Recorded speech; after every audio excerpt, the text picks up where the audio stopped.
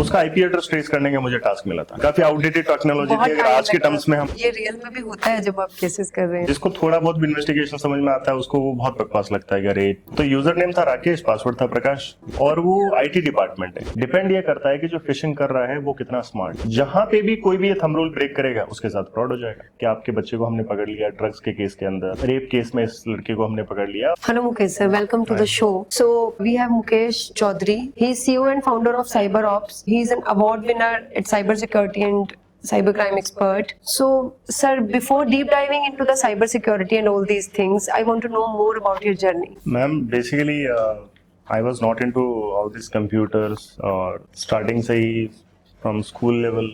Basically, I was more of a sports person. I used to play sports. I used to play 10 meters air rifle. I just wanted to represent India at the Olympics. एक ही dream था life में और कुछ plan था नहीं. Then suddenly family decide ये करती है कि इंजीनियरिंग कर लो, इसमें करियर अच्छा है, और आपके स्पोर्ट्स के प्लान सारे कैंसिल हो जाते हैं. इंजीनियरिंग में एडमिशन हो जाता है, फर्स्ट ईयर होता है, सेकंड ईयर होता है. उसके बाद में मैं प्लान करता हूँ कि मुझे क्या करना है लाइफ में, और पता नहीं क्यों आउट ऑफ द ब्लू मुझे लगता है कि मुझे आईपीएस बनना चाहिए. उसके लिए कुछ सोचता हूँ कि अच्छा क्या करना होगा, कितना पढ़ना होगा. फिर पता चलता है कि you are not that person जो कॉम्पिटिटिव एग्जाम क्लियर करके ये एग्जाम्स पास कर ले. ऐसा पॉसिबल है नहीं आपके लिए, तो आपकी कैपेबिलिटी है नहीं इतनी, है ना. तो ये बहुत टाइमली रियलाइज हो जाता है प्रिपरेशन स्टार्ट करने से पहले ही. और फिर एक ऑल्टरनेटिव समझ में आता है कि you can work with law enforcement या इंटेलिजेंस एजेंसीज. ये एक ऑल्टरनेटिव है, इससे भी आप अपना करियर परस्यू कर सकते हो. And you will still you can be in the domain working with IPS officers. Yeah. तो फिर जयपुर पुलिस को ट्रेनिंग दिया, started working with intelligence agencies. ये करते करते फाइनली क्या हुआ कि अकेडमीज में लेक्चर्स होने लगे. किसी ने कहा पुलिस अकेडमी में लेक्चर दो, तो पुलिस अकेडमी में लेक्चर देना स्टार्ट किया. पहले स्टेट अकेडमी में दिया, फिर किसी ने कहा कि भाई आप स्टेट अकेडमी में तो देते ही हो, आप नेशनल पुलिस अकेडमी में दो, जहां आईपीएस ऑफिसर्स को ट्रेनिंग देते हैं. फिर आईपीएस ऑफिसर्स को ट्रेन करना स्टार्ट किया. तो ऑलमोस्ट अब तक 700 प्लस आईपीएस ऑफिसर्स को ट्रेन कर चुका हूँ. कुछ अभी सर्विंग डीजीज हैं. जो करंट डीजीपी हैं राजस्थान पुलिस के, वो भी मेरे स्टूडेंट रहे हैं नेशनल पुलिस अकेडमी में. और अभी सीआरपीएफ डीजीपी हैं, उनको भी मैंने ट्रेन किया नेशनल पुलिस अकेडमी में. तो कुछ अभी करंट डीजीज हैं जो अपने अपने डिपार्टमेंट्स को हेड कर रहे हैं, और कुछ रिटायर हो चुके हैं, सीनियर थे वो ऑलरेडी. तो I have enjoyed thoroughly IPS officers के साथ में वर्क करके, because I was more of passionate कि मुझे काम करना ही करना है. इंटेलिजेंस एजेंसीज के साथ में किया, पुलिस के साथ में किया, इन्वेस्टिगेशंस, क्रॉस बॉर्डर ऑपरेशंस. सो ये करते करते मीनवाइल फिर कंपनी भी स्टार्ट कर ली. कंपनी में क्योंकि इंफॉर्मेशन सिक्योरिटी से रिगार्डिंग आपका डोमेन है, तो इंटेलिजेंस गैदरिंग, इंफॉर्मेशन सिक्योरिटी, फिर साइबर सिक्योरिटी की इंपॉर्टेंस समझ में आया कि it is not only for the government department, you have to work with the corporates as well. तो कॉर्पोरेट्स को cyber security audits, consulting services provide करना, और इंसिडेंट रेस्पॉन्स, जो कॉर्पोरेट्स में फ्रॉड्स होते हैं, क्राइम्स होते हैं, उसकी इन्वेस्टिगेशन हैंडल करना. तो ये सारी सर्विसेज फिर हम कंपनी के थ्रू भी प्रोवाइड करने लगे. इंडिविजुअली मैंने पहले स्टार्ट किया था एज एन इंडिपेंडेंट, फ्रीलांस करना स्टार्ट किया, then I started my company. तो उसमें पैशन जो है वो भी परस्यू होता रहा और प्रोफेशन भी हो गया. सर आपका ब्रेक थ्रू क्या था, मतलब फर्स्ट केस या फर्स्ट ट्रेनिंग? क्योंकि आई थिंक आपने इंडिविजुअली एज ए ट्रेनर पहले स्टार्ट किया था, then you came into the corporate. Individually तो सबसे पहला केस तो I did for intelligence agency. उनके लिए ये था कि उस टाइम पे ऑर्कुट का टाइम था, और ऑर्कुट में चैलेंज ये था कि आपको एक ऑर्कुट प्रोफाइल थी जिसको ट्रेस करना था, एक फीमेल प्रोफाइल थी. उसका आईपी एड्रेस ट्रेस करने का मुझे टास्क मिला था. तो आई नेवर न्यू कि आईपी एड्रेस कैसे ट्रेस करते हैं. थोड़ा बहुत गूगल किया, सर्च किया, बुक्स में देखा, कुछ फंडामेंटल समझ में आया. तो फिर ये समझ में आया कि आईपी एड्रेस के लिए आप एक वेबसाइट क्रिएट करो, और उस पर अगर कोई क्लिक करता है आपके डोमेन पे, तो आप सर्वर से एक्सेस लॉग्स के बेस पे आईपी एड्रेस कैप्चर कर सकते हो. तो बेसिक जो वेब डेवलपमेंट वाला फंडामेंटल होता है, जो इंजीनियरिंग में सीखा था, उसको रियल टाइम इंप्लीमेंट कर दिया. तो उसका आईपी एड्रेस कैप्चर किया, आईपी एड्रेस लाहौर का ट्रेस हुआ. फिर पता चला कि ये पाकिस्तानी प्रोफाइल है, और पाकिस्तान से इंडियन आर्म्ड फोर्सेस को ये हनी ट्रैप करने के लिए प्रोफाइल टारगेट कर रही है. So it was I think in 2009, और हमने शायद इंडिया की पहली social media honey trap advisory release की थी, जिसमें आप आर्म्ड फोर्सेस को अपग्रेड कर सकेंगे. ऐसे हनी ट्रैप्स होते हैं, बट अनफॉर्चुनेट पार्ट ये है कि 2009 से लेके आज तक हनी ट्रैप्स हो रहे हैं, और अभी भी आर्म्ड और सिक्योरिटी फोर्सेस जो हैं वो इतनी अपग्रेड नहीं हुई है. तो विच इज अनफॉर्चुनेट, बट काफी हद तक जैसे इंडियन आर्मी में सोशल मीडिया रेस्ट्रिक्टेड है. आप पब्लिकली सोशल मीडिया प्रोफाइल्स आपकी नहीं हो सकती है, आप यूनिफॉर्म में फोटोज नहीं अपलोड कर सकते. बट ये बाकी फोर्सेस के साथ भी होना चाहिए. है ना, सीआरपीएफ हैं, जो अदर सिक्योरिटी फोर्सेस हैं, उनके साथ में भी होना चाहिए कि आपको सोशल मीडिया पे रेस्ट्रिक्ट होना चाहिए, बिकॉज बहुत इजीली आप टारगेट बन जाते हो। एक्सेस बहुत इजी हो जाता है। जी हाँ, तो ये मेरा पहला केस था। देन इससे स्टार्ट हुआ तो it got so I got excited basically इस केस के बाद में कि अच्छा ठीक है, I work with intelligence agency, और मैंने अगर इंटरेस्टिंग How काम was your है। experience while doing this and learning new things? Wonderful, because we were not expecting. हमने ऑर्कुट पे उससे चैट करना स्टार्ट किया लेडी से, तो अब ये तो आपको पता नहीं होता है कि प्रोफाइल की उस तरफ लेडी है या कोई मेल है, male फीमेल है, है। यू नेवर नो, वो तो फेक प्रोफाइल है। अब उससे चैट करना स्टार्ट किया, उसने कहा कि हेलो सर, आपकी क्या हॉबीज हैं। एक ऑफिसर को टारगेट किया था, तो उस ऑफिसर की प्रोफाइल से चैट मैं कर रहा था बेसिकली। Okay. तो वो ऑफिसर जो थे वो इंटेलिजेंस के ऑफिसर थे, तो उन्होंने कहा कि यार इसको ट्रेस करना है हमें, और इसने और भी ऑफिसर्स को फ्रेंड रिक्वेस्ट सेंड किया। मैंने जिनसे भी पूछा सबने मुझे ये बोला है कि हम इसको जानते नहीं, क्योंकि और भी कुछ ऑफिसर्स म्यूचुअल फ्रेंड्स थे, तो हमने भी इसको ऐड कर लिया। हमने ऐड कर लिया।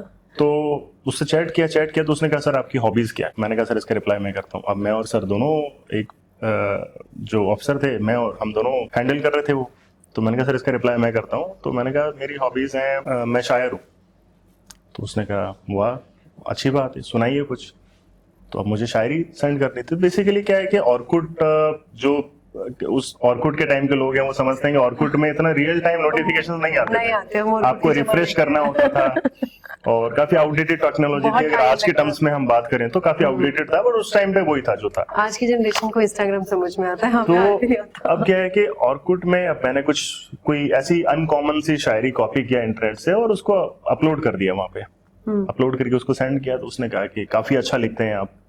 तो मैंने कहा मैं सोच रहा हूँ मैं इस पे एक ब्लॉग बना दूं, क्योंकि अभी जैसे व्लॉगिंग का कल्चर है, जैसे अभी हम पॉडकास्ट कर रहे हैं कल्चर है, उस टाइम पे हर कोई ब्लॉगर बनना चाहता था कि मेरा भी ब्लॉग होना चाहिए। बिल्कुल। तो मैंने कहा मैं सोच रहा हूँ मेरा एक ब्लॉग बना दूं इस पे। तो उसने कहा बहुत अच्छा ख्याल है आपका, आपको करना चाहिए। फिर हमने एक वेबसाइट बनाई, एक डोमेन परचेज किया, उसके ऊपर अलग 5-6 पेजेस क्रिएट किए, उसके ऊपर हर एक पेज पे एक अलग अलग शायरी डाली। फिर उसको वेबसाइट का लिंक सेंड किया 2-3 दिन बाद, और फिर उसको कहा कि बताओ कौन सी वाली शायरी आपको सबसे अच्छी लगी। अब कौन सी वाली अच्छी लगने के लिए उसको विजिट करना पड़ेगा, शायरी पढ़नी पड़ेगी। तो उसने विजिट किया, शायरी देखी, फिर रिप्लाई किया कि ये वाली मुझे सबसे अच्छी लगी। तो जैसे विजिट किया हमने लॉग्स देखे तो पता चला कि अच्छा ठीक है, लाहौर का आईपी एड्रेस है, और हमने उसको तो वहीं से आपको ट्रैक हो। तो ये बहुत एक्साइटिंग था मेरे लिए, क्योंकि आप इंटेलिजेंस एजेंसी के साथ काम भी कर रहे हो, और आप ना you are still a student, अभी आप कोई प्रोफेशनल नहीं हो।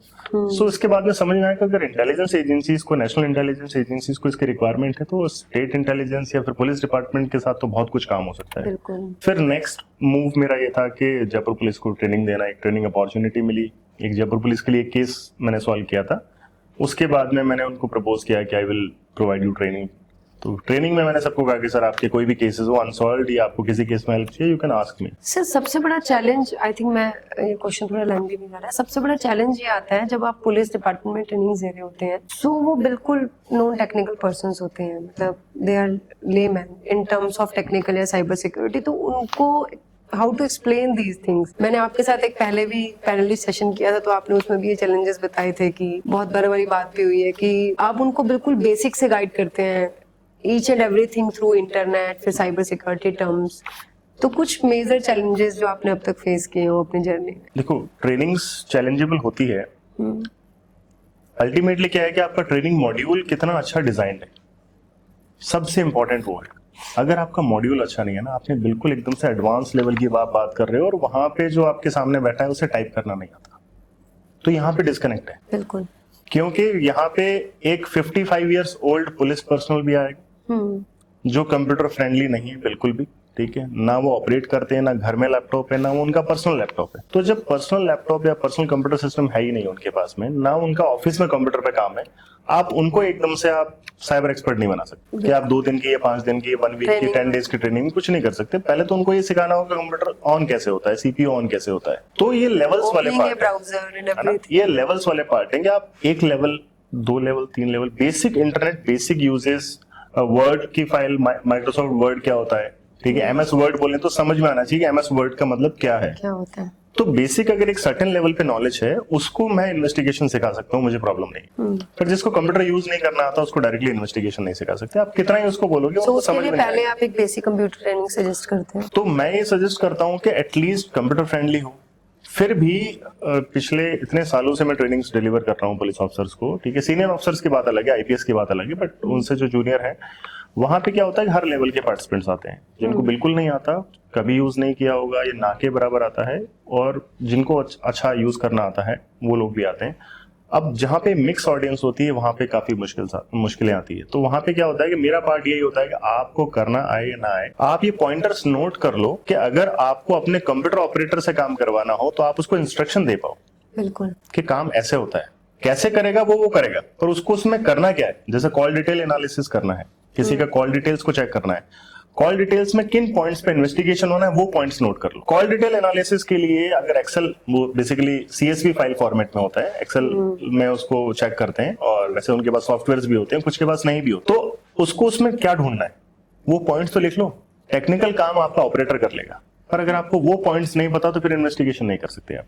तो फिर मैं मेरे ट्रेनिंग मॉड्यूल को उस तरीके से डिजाइन कर लेता हूँ, एटलीस्ट सुपरविजन वाला जो काम है उस ऑफिसर को, जो अगर एडिशनल एसपी रैंक के ऑफिसर हैं या एसपी रैंक के ऑफिसर हैं या डीएसपी या सब इंस्पेक्टर, वो अपने ऑपरेटर को इंस्ट्रक्शन दे के काम करवा ले और इन्वेस्टिगेशन कंप्लीट हो जाए।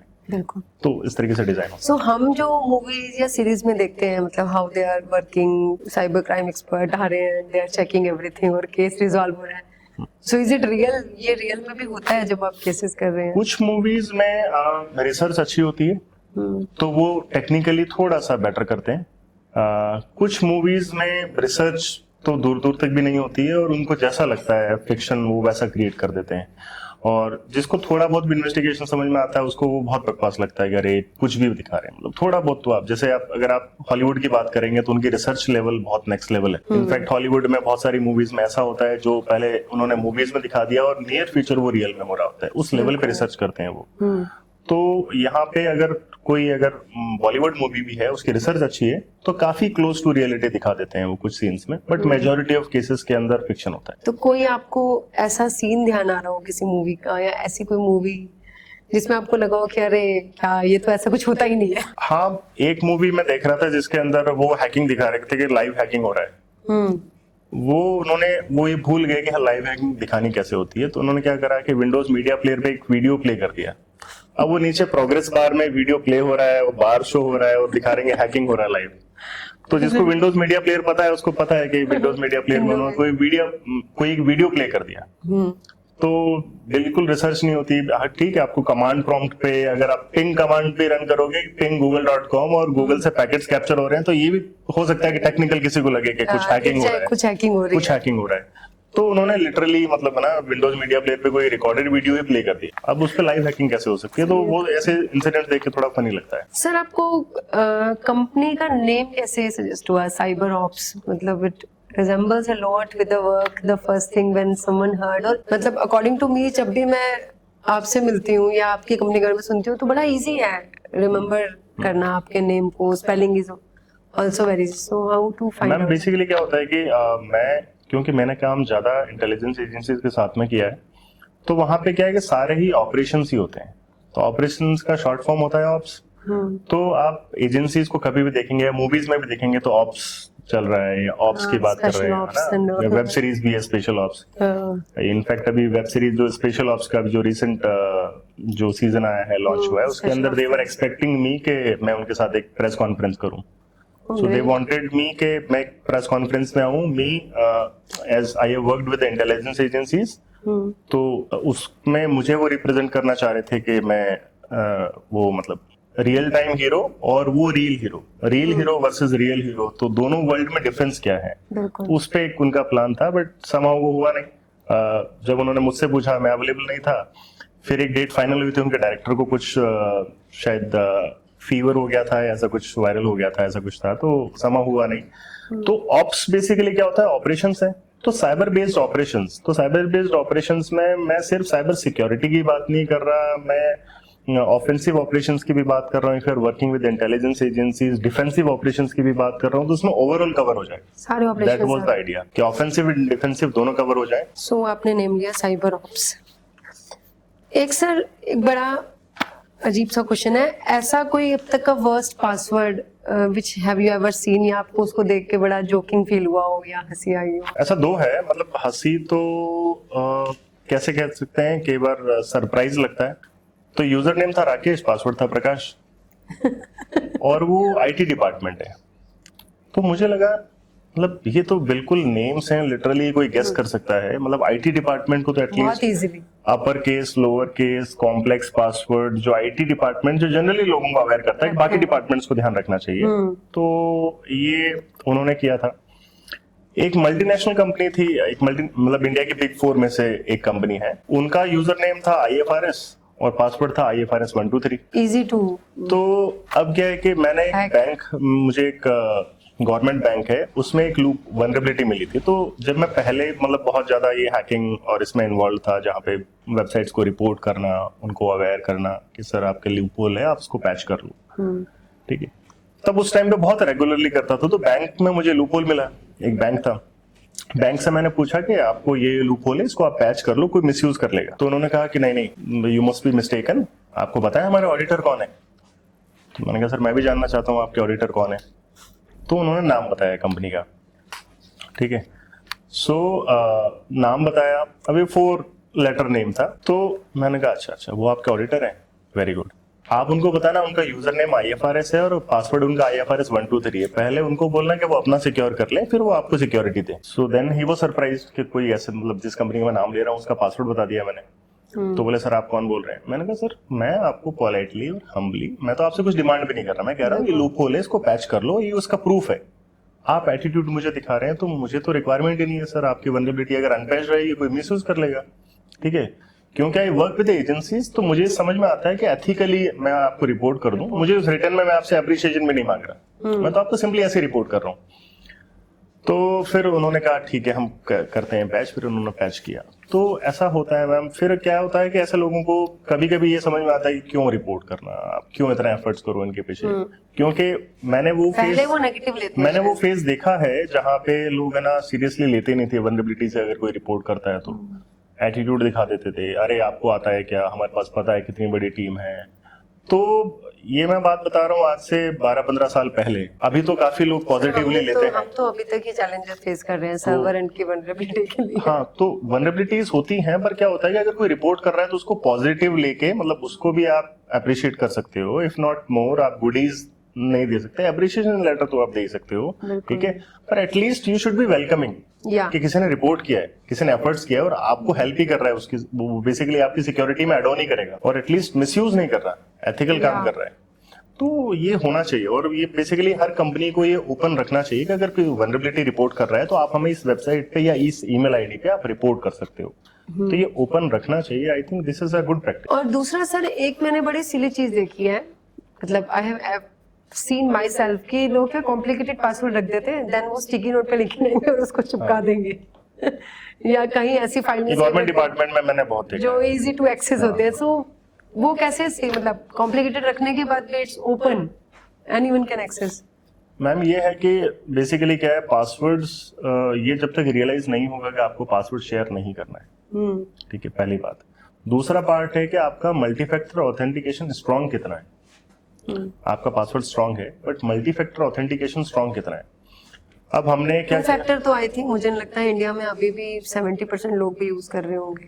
नहीं, 2 फैक्टर बहुत सारे लोग यूज नहीं करते, इसलिए वजह से उनके साथ क्राइम भी होता है। मतलब यहाँ पे पुलिस डिपार्टमेंट से भी काफी ऑफिसर्स हैं जिनके गूगल अकाउंट्स हैक हो जाते हैं, फेसबुक अकाउंट हैक हुआ है। कोविड के बाद में हमारे पास रेगुलरली कंटिन्यूअसली केस आने स्टार्ट हुए। तो 2019 से 2022 तक जयपुर पुलिस साइबर सेल में हेड कर रहा था। तो हमारे पास केस आने स्टार्ट हुए, सबके फेसबुक अकाउंट हैक हो रहा है। तो अब क्या है कि जब केस आए, 2-3 केस का पैटर्न देखा, तो उसके बाद में अगर कोई ऑफिसर भी कॉल करके बोलता है कि मेरा फेसबुक हैक हो गया, तो मैं उनसे एक ही चीज पूछ रहा था, आपका मोबाइल नंबर पासवर्ड था क्या? और ये सेम पैटर्न था। फ्रॉडस्टर्स क्या कर रहे थे, आपका एक मोबाइल नंबर रैंडम 9829 और एक 10 डिजिट का नंबर बना देंगे। नंबर बनाने के बाद में उसी को आप यूजर नेम में इंसर्ट करोगे, उसी को पासवर्ड में इंसर्ट करोगे। लॉगिन हो गया तो ठीक, वरना सीरीज में एक नंबर और ऐड ऑन करके दूसरा नंबर ट्राई करो, तीसरा ट्राई करो, चौथा ट्राई करो, लाइन से वो नंबर ट्राई करते थे। जिसका लॉगिन हो गया ठीक है, तो जिसका मल्टी फैक्टर ऑथेंटिकेशन नहीं है उसका लॉगिन हो जाएगा। अब चाहे वो ऑफिसर हो या वो कोई भी हो, ठीक है, उन सबके लॉगिन हो रहे हैं। अब क्या है कि उनसे पूछो तो बोले यार पता नहीं, आज से 10 साल पहले किसी ने बनाया था, मुझे तो याद ही नहीं है। तो ये उस केसेस में लोगों के साथ प्रॉब्लम होती है जो ये सोचते हैं कि मेरे साथ कौन करेगा, मैं तो ऑफिसर हूँ। पर उनको तो पता ही नहीं है ना, जो रैंडमली ट्राई कर रहा है उसको क्या मालूम आप ऑफिसर हो। जब लॉगिन हो जाएगा तब वो उल्टा खुश हो जाएगा कि ऑफिसर हैं तो इनके नाम से तो और लोग पैसे दे देंगे, किसी को मांगी 5,000 रुपए की जरूरत है, मुझे पेटीएम कर दो, तो प्रोबेबिलिटी इज हाई कि पैसा मिल जाएगा आपको। या डेफिनेटली। तो ये केयरलेसनेस है। सर थोड़ा सा थ्रेट्स पे मैं डिस्कस करना चाहूंगी फॉर ऑडियंस। तो आजकल बहुत सारे कॉमन थ्रेट्स हैं, ransomware, fishing emails, voice fraud, बहुत नाम लोगों ने भी सुने हैं, हम भी अपनी रेगुलर लाइफ में सुनते आ रहे हैं। सो इसमें से अगर मैं one of the dangerous threat की बात करूं, या आपको लगता है कि आर दे इक्विवेलेंट, तो इसमें आपका क्या थॉट प्रोसेस रहेगा? अगर डिस्कस करें कॉर्पोरेट्स के लिए, कंपनीज के लिए, तो आई थिंक लास्ट कुछ ईयर्स में 2016 ऑनवर्ड्स जो सबसे ज्यादा स्कैरी थ्रेट है, ठीक है, 2 थ्रेट मुझे लगते हैं। One is ransomware, ransomware is number 1, second is DDoS attack. ये 2 अटैक्स हैं जिससे चाहे वो इलॉन मस्क हो, चाहे वो एक एसएमई हो, हर कोई डरता है, ठीक है। और ये रियल थ्रेट है, जो नहीं डरता है वो गलत सोच रहे हैं, ठीक है। और सर आपको ये आज फियर होना इतना चाहिए, सुनने के बाद भी लोग डीडोस प्रोटेक्शन नहीं लेते हैं, और ये बहुत ज्यादा जरूरी है, ठीक है। तो आप तो खुद क्लाउड सर्विसेज में डील कर रहे हैं, तो आपको पता है इसकी इंपॉर्टेंस कितनी है। Sir we do suggest every day to clients कि आप डीडोस प्रोटेक्शन ऑप्ट करो, along with services DDoS protection opt करो। नहीं, प्रॉब्लम ये है कि हर किसी को लगता है कि साइबर सिक्योरिटी एक एक्स्ट्रा कॉस्ट है, इससे रेवेन्यू जनरेट तो होता ही नहीं है। जनरली मतलब हम जब वीएपीटी सजेस्ट करते हैं कि आपको वीएपीटी करवाना चाहिए, सो बोलते हैं व्हाई टू पे, मतलब वो हमारे आरओआई में ऐड नहीं कर रहा। यस। सो ये मेरे को लगता है बहुत बड़ा लोगों ने अपने दिमाग में एक मिथ कह लो या कि एक्स्ट्रा कॉस्ट है, but I think it's mandatory. आपसे जब बेहतर तो कोई नहीं जानता है इसको। ये वही है जो एक सर्टेन एक लॉन्ग रन के लिए अपना मतलब विजन नहीं देखते कि हमें लॉन्ग रन में जाना है, या वही है जो आग लगने के बाद कुआं खोदेंगे। हाँ, मतलब उनको लगता है कि कोई हमें क्यों हैक करेगा, हमारे पास ऐसा क्या इंपॉर्टेंट है। तो एक पार्ट ये हो गया कॉर्पोरेट्स के लिए। इंडिविजुअल्स के लिए अगर मैं बात करूं तो बेसिकली इंडिविजुअल्स के लिए फिशिंग, देखो फिशिंग एक ऐसा पार्ट है जो इंडिविजुअल से लेके कॉर्पोरेट से लेके सबको हैक करता है। मतलब फिशिंग आज से 20 साल पहले भी उतना ही सीरियस थ्रेट था, आज भी बहुत सीरियस थ्रेट है। डिपेंड ये करता है कि जो फिशिंग कर रहा है वो कितना स्मार्ट। फिशिंग से ट्विटर का इंटरनल सिस्टम का अकाउंट भी हैक हुआ है, जिससे मल्टीपल सेलिब्रिटीज, पब्लिक फिगर्स के अकाउंट्स हैक हुए थे। अब फिशिंग से अगर ट्विटर का इंटरनल अकाउंट हैक हो सकता है, जिससे आप किसी भी वर्ल्ड के किसी भी अकाउंट को एक्सेस कर सकते हो। बिल गेट्स का अकाउंट भी हैक हुआ उसके बाद में। तो इतना इंपॉर्टेंट है कि फिशिंग की अवेयरनेस, अगर ट्विटर की टीम अपनी ट्विटर जो है वो अपनी टीम को भी अवेयर नहीं कर रहा है, तो फिर आप सोचो फिशिंग कितना डेंजरस है। फिशिंग से होस्ट गेटर, ठीक है, होस्ट गेटर का अगर आपने नाम सुना होगा, ठीक है, इतना बड़ा होस्टिंग सर्विस प्रोवाइडर है, होस्ट गेटर का अकाउंट भी कॉम्प्रोमाइज हुआ था। तो फिशिंग से बहुत सारे अटैक्स हुए हैं और बहुत सारे ऑर्गेनाइजेशंस जो है कॉम्प्रोमाइज हुई है। कुछ न्यूज में आती है, कुछ न्यूज में नहीं आती। सबको लगता है कि अच्छा फिशिंग हमें पता है, फेसबुक का कोई लुक लाइक पेज बनाएगा, तो हर कोई फेसबुक का पेज नहीं बनाएगा, ठीक है। ऐसा नहीं होता कि फेसबुक का पेज या बैंक का अकाउंट का पेज बनाएगा। आपका वो इंटरनल जो सिस्टम्स के पासवर्ड्स हैं उनको कॉम्प्रोमाइज करने के लिए इंफॉर्मेशन स्टील करते हैं। मे बी वो पार्ट्स में हो, मे बी वो बहुत, बिकॉज जितना ज्यादा रियलिस्टिक होगा उतना आपको नहीं पता चलेगा कि फिशिंग है। सो आई थिंक थ्रेट्स में हम कुछ भी जजमेंट नहीं दे सकते कि विच इज मोर, बहुत मुश्किल है। जैसे बहुत मुश्किल है। अगर इंडिया की बात करें हम, तो इंडिया में भी सबसे ज्यादा बड़े थ्रेट्स क्या हैं? फाइनेंशियल फ्रॉड्स के हैं, है ना। अब बहुत चल रहे हैं लोग, अगर मतलब आम जनता के अवेयरनेस साथ देखेंगे आप, जो गवर्नमेंट अवेयरनेस करती है, गवर्नमेंट का अवेयरनेस काफी हद तक मुझे कई डिपार्टमेंट्स का थोड़ा सा फनी अवेयरनेस लगता है, ठीक है, जहाँ पे सिर्फ अगर यही बोल दिया जाता है कि अगर आपसे कोई ओटीपी पूछे तो आपको शेयर नहीं करना है। हाँ। अब आपके घर पे सिलेंडर कोई डिलीवर करने आया, उसने ओटीपी पूछा, नहीं बताओगे, सिलेंडर देके नहीं जाएगा। हाँ, डिलीवरी बॉय, अगर कोई डिलीवरी बॉय आया, पार्सल देने के लिए आया, पार्सल में ओटीपी नहीं बताओगे, आप ओला में बैठो, आप बिना ओटीपी के वो आपको बाहर निकाल देगा। ऐसा नहीं होता। तो आपको कंप्लीट अवेयरनेस देनी होगी कि ओटीपी कौन से नहीं बताने। एक सर वो बीच में चला था, अमिताभ बच्चन की वॉइस में हमें अवेयर किया जा रहा था। अवेयरनेस अच्छा है, बट उसको आप और थोड़ा रियलिस्टिक करो, क्लोज टू रियलिटी करो, और उसको मॉडिफाई भी करते जाओ। आप बहुत टाइमली मॉडिफाई होना चाहिए। जितना टाइमली मॉडिफाई फ्रॉडस्टर्स हो रहे हैं, उनके अटैक्स हो रहे हैं। तो ट्रांजैक्शनल ओटीपी शेयर नहीं करने हैं, जो पेमेंट से रिगार्डिंग ओटीपी है, लॉगिन के जो ओटीपी है, क्या आपके व्हाट्सएप अकाउंट में कोई लॉगिन कर रहा है, लॉगिन ओटीपी है, पासवर्ड रीसेट का ओटीपी है, तो आपको ये पता होना चाहिए कौन से शेयर करने हैं, कौन से शेयर नहीं करने। ओटीपी शेयर करना इज नॉट अ प्रॉब्लम। या सेकंड सर, एक मैंने बहुत सुना था ये बीच में, इवन मेरी one of the close friend के साथ मैंने ये केस सुना है, अभी हम इस पर बात ही कर रहे हैं, तो उनके मतलब उसके फादर का फेस लेके someone called her video call कि बेटा I am stuck somewhere and can you please transfer some X amount to this number. So ये भी बहुत एक कॉमन पर्सन के लिए बहुत बड़ा थ्रेड है। उसके लिए आप कैसे मतलब हाउ टू सेव, जैसे अभी बच्चे हॉस्टल्स में पढ़ रहे हैं, किसी ने घर पे कॉल वीडियो कॉल कर दिया कि we are not well, we are in hospital, या बच्चों के लिए पेरेंट्स के पास कॉल आ जाते हैं, बहुत स्ट्रेस में आ जाते हैं, then they start transferring amount या स्ट्रेस लेवल हो जाता है। तो उसके लिए क्या अवेयरनेस प्रोग्राम होना चाहिए या कुछ ऐसा प्रैक्टिस? बेसिक ये एक तो क्या होता है कि आपके घर में आना फैमिली में जो डिस्कशन का पार्ट बनना चाहिए साइबर सिक्योरिटी, है ना। तो आपको रैंडम जो आप चिट चैट करते हैं उसमें थोड़ा सा साइबर सिक्योरिटी भी ऐड कर दो, बिकॉज ये अब एटिकेट्स का पार्ट है। जो पेरेंट्स हैं अपने बच्चों को आप साइबर एटिकेट्स भी आपको देना होगा। तो जो एआई से रिगार्डिंग थ्रेट्स बेसिक है कि आपको जो कॉल आएगा, एक चीज में एक पैटर्न कॉमन है, वो नंबर आपके पास सेव नहीं होगा। या सिंपल है, ठीक है, सेव नहीं होगा। जहां पे भी जो भी कॉलर, चाहे वो अनसेव्ड नंबर से, कोई भी अननोन नंबर से कोई भी कॉलर आपसे पैसे डिमांड करेगा, तो यहाँ आपको ट्रिगर हो जाना चाहिए, रेड फ्लैग है, ठीक है। उसको आपको डबल या ट्रिपल चेक करना होगा। इन्फॉर्मेशन देने के लिए कॉल आ रहा है अननोन नंबर से, कोई प्रॉब्लम नहीं, आप इन्फॉर्मेशन रिसीव कर लो। इन्फॉर्मेशन डिमांड कर रहा है अननोन कॉलर, तो वहां पे आपको प्रॉब्लम होना चाहिए, या तो इन्फॉर्मेशन डिमांड करेगा या पेमेंट डिमांड करेगा। तो ये थंब रूल है, जहां पे भी कोई भी ये थंब रूल ब्रेक करेगा उसके साथ फ्रॉड हो जाएगा। जैसे आई थिंक ये थोड़ा सा कॉमन अब नॉर्मल, मैं एज हर चीज में बीइंग मदर पेरेंटिंग ले आती हूँ।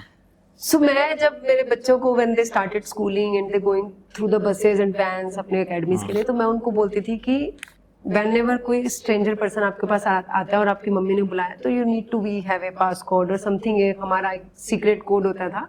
सो आपको उनसे ये पूछना है, अगर आपको मम्मा ने बुलाया होगा तो आपको बोला होगा। तो इस टाइप का कुछ अवेयरनेस हम फैमिली में रख सकते देखो, हैं। पर्सनल कुछ भी आपके डिस्कशंस हो सकते हैं ना, इसका कोई सेट फॉर्मूला नहीं है, या ठीक है। हर एक की घर की परिस्थिति अलग होती है। कहीं पे कोई हो सकता है लेने के लिए भेजेगा किसी को, कहीं पे हो सकता है कि नहीं, ऐसा कभी पॉसिबिलिटी होगी पॉसिबिलिटी नहीं, हाँ। ठीक है। अगर कुछ भी होगा तो आपको फैकल्टी से डिस्कस करना है। फैकल्टी जब तक हमसे बात नहीं कर ले तब तक किसी के साथ जाना ही नहीं है। तो रूल्स आपके कुछ भी हो सकते हैं। हर एक पेरेंट को अपने जो सिस्टम है आपका, किस जगह आप रहते हैं, वहां के क्या डायनेमिक्स हैं, उसके अकॉर्डिंगली आप अपने रूल सेट कर सकते हैं, बेसिक्स, ठीक है। तो बट आपको सेफ्टी इंश्योर करना है। हमें जहां हमारी डिमांड आ रही है वहां भी चेक टू जैसे आपके जो भी आपके हर एक घर की अपनी अपनी परिस्थिति होती है ना। कहीं पे क्या होता है कि कहीं पे हो सकता है कि कोई सर्वेंट हो वो लेने जाते हो, ठीक है। कहीं पे हो सकता है कि सर्वेंट्स भी चेंज होते हो, है ना, कोई नया पर्सन भी जा सकता है लेने के लिए। तो सबके रूल्स यहाँ पे स्टैंडर्ड सेम नहीं हो सकते। बट यस, आपको उनको बेसिक टिप्स तो आपको बतानी होगी, है ना, क्या ध्यान रखना चाहिए क्या नहीं रखना चाहिए। तो जैसे बच्चों के लिए है, तो बीच में अगर आपने पेरेंटिंग की बात की है, तो बीच में अभी क्या है कि बहुत सारे लोगों को कॉल आए कि आपके बच्चे को हमने पकड़ लिया ड्रग्स के केस के अंदर, हाँ, ये बहुत या रेप केस में इस लड़के को हमने पकड़ लिया और इसके खिलाफ हम कार्रवाई कर रहे हैं। अब क्या होता है कि कुछ पेरेंट्स ऐसे होते हैं जिनको पता होता है कि हमारा बच्चा जो है वो नोटोरियस है, कुछ ना कुछ उसने गड़बड़ किया होगा, ठीक है। जब घर से बच्चे बाहर जाते हैं, और स्पेशली जो थोड़े बहुत भी नोटोरियस होते हैं ना, उनके पेरेंट्स के दिमाग में चलता है कि पक्का कुछ ना कुछ गड़बड़ करेगा, ठीक है। जिसके दिमाग में ऑलरेडी चल रहा है, अगर उसको कॉल आ जाए तो उनको तो लगेगा तो यस, मुझे तो लगता ही था इसने किया होगा। तो वो एक्चुअल में ट्रस्ट कर लेते हैं और फिर वो कहते हैं कि ठीक है, आपको इसको बचाने के लिए हम ना, वो बोले मेरे बच्चे से बात करो, बच्चे से बात कराते हैं, पापा पापा या मम्मी मम्मी करके बात करता है, मुझे बचा लो। अब क्या है कि उनको लगता है अच्छा ठीक है मेरा बच्चा है उनके पास में। अब यहाँ पे है ना, न्यूज में बहुत सारे न्यूज मीडिया एजेंसी में मैंने देखा कि एआई से वॉइस क्लोन करते हैं, ठीक है। तो बेसिकली एआई से वॉइस क्लोन का मेरी नोटिस में एक भी केस नहीं है इंडिया में, ओके, स्पेशली इन केसेस में, क्योंकि एआई से वॉइस क्लोन करने के लिए एआई का आपका वॉइस का सैंपल चाहिए। वो रैंडमली इंडिया में किसी को कॉल करके बोल रहे हैं आपके बच्चे को हमने पकड़ लिया, उसके बच्चे का वॉइस सैंपल कहां से लाएंगे, ठीक है। आपका बच्चा सेलिब्रिटी भी नहीं है कि वॉइस सैंपल्स इंटरनेट पे अवेलेबल है। तो ये बेसिक कॉमन सेंस होना चाहिए कि वो आपका बच्चा नहीं था, ये कोई भी रोता हुआ बच्चा था जिसने मम्मी मम्मी या पापा पापा बोला, और आप उस टाइम पे पैनिक हो रखे थे, आपको लगा कि आप ही के बच्चे की आवाज। प्लस मेंटालिटी सेट थी कि हमारा बच्चा नोटोरियस है, वो कर सकता है। टाइम पे काफी सारे पेरेंट्स को लगता है कि हमारे बच्चे से बात हो रही है, उनका बच्चा वो होता ही नहीं, ठीक है। अब जैसे एक सज्जन थे जिन्होंने मुझे कहा कि नहीं सर, मैं समझता हूँ, मैं भी लिटरेट हूँ, पढ़ा लिखा हूँ, मेरे कोचिंग इंस्टीट्यूट चलते हैं, उसने मुझे पापा ही क्यों बोला, डैड क्यों नहीं बोला। तो मैंने कहा सर सबसे ज्यादा कॉमनली तो पापा ही बोला जाता है नॉर्थ इंडिया में, तो है ना। हाँ। तो उसी हिसाब से उसने आपको बोला। अदरवाइज हो सकता है कि आप लंदन में होते डैड बोल देता, वो आपको यूएस में होते डैड बोल देता। तो जहां पे जैसा फ्रॉड करोगे तो आप अगर ये सोच के चलोगे कि नहीं मेरे साथ जो हो रहा है वो फ्रॉड नहीं है, वो जेन्युइन है, वो तो रियल सिचुएशन है, तो आपके साथ फ्रॉड पक्का होगा, फिर बहुत इजीली होगा आपके साथ।